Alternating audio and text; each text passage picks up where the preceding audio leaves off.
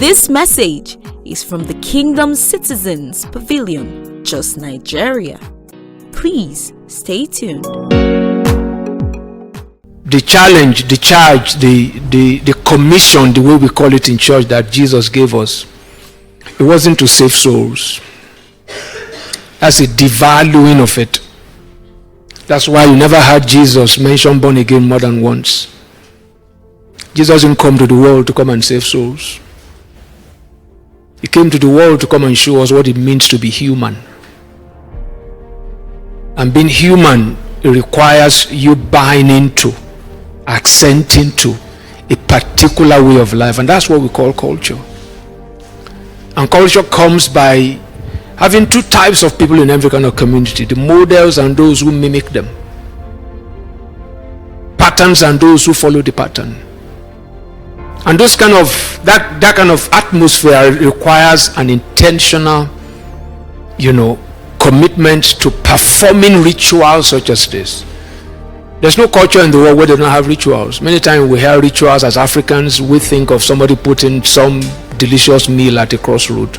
Because sometimes as practices, as rituals evolve, we begin to lose potency. Especially for us in Africa. If you've studied archaeology, history, even in science, now everybody is coming to accept that humanity started from Africa. And that is where culture is being eroded. There's something we are losing. Days like this are so critical. When you read the story of Jesus, you can see landmarks in his life. When he was born, right?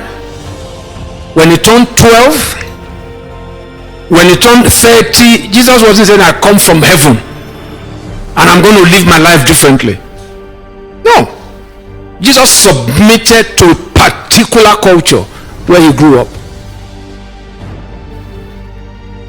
So I'm sounding the alarm. There's a vital component of this gospel that we keep forgetting. Until the gospel produce and create a culture, we're not practicing the gospel. Until it determines a way of life. The reason it was very powerful in Europe was because it produced a culture. If you do it, negatively, insincerely, it's still powerful. Are we losing the war and just focusing on battles? I see humans living with inaccurate definition of life and living. Look at what people talk about when you talk about success today. When you talk about honor, when you talk about dignity. The reason Asia is different from us to a large extent is because they still operate a culture of honor.